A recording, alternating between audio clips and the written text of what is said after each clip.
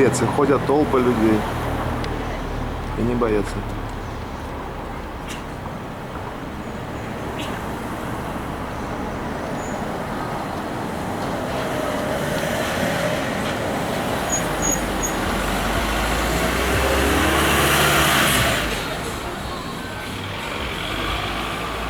Они ж высоко в воздухе висят. Стрёмно.